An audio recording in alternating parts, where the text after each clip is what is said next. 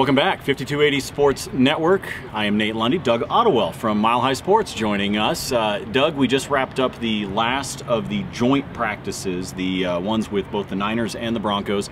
Things got a little chippy, but I'd much rather have them beating up another team than beating up each other. Yeah, I think it's a fine line. And obviously, Gary Kubiak talked about how his guys were disciplined for the most part. Nothing got too out of hand. But I think it's, you know, and Vaughn said after practice, hey, this is great. I wish we could do more of this. I wonder what would happen if you got 2-3 weeks of this where teams rotated practicing against each other, because there is the chippiness, but it's nice to see somebody go against somebody they don't know. Right. And I think it's going to bring out the natural competitiveness of the game and the guys, and it's going to give people a different look. And here in Denver, it's kind of funny because, you know, you have 3 quarterbacks all kind of trying to figure stuff out, and they're going against literally the best defense every day.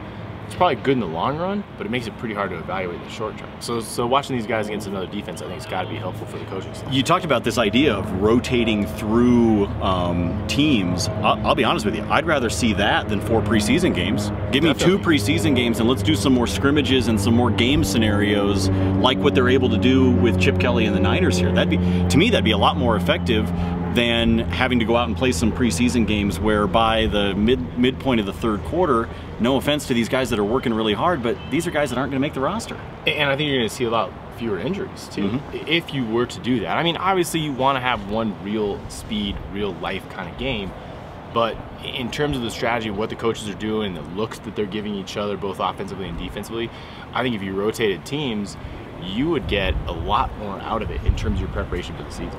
And the coaches will say all the time that they don't like the fights. Hey, we don't want to see fights, we don't want to see it. But I think secretly, Doug, whether it's happening against another team or happening offense versus defense, secretly they want to see that fire, right? Yeah, and I think Kubiak hit the nail on the head. You want to see it to an extent. You want your guys to show at least some restraint so that nobody's getting hurt and nothing gets out of hand.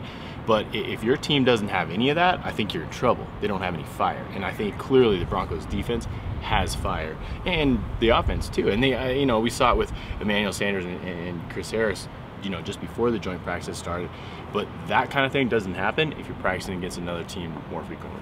So we get the Niners and the Broncos. That's coming up Saturday night at the stadium formerly known as Sports Authority Field. I refer to it kind of like Prince when he You went haven't through. bought him yet?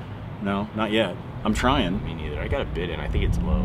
Well, you know, if I could stand there with one of those buckets on the side, I might get. Let's be honest, I'd get 42 cents. That's exactly what I'd get. Alongside Doug Ottewill, I am Nate Lundy. Coming up Friday on milehighsports.com and 5280 Sports Network, we will have the video for you. We will get you a little preview of what we're looking for in this game on Saturday night. But Broncos fans, for now, we'll talk to you later.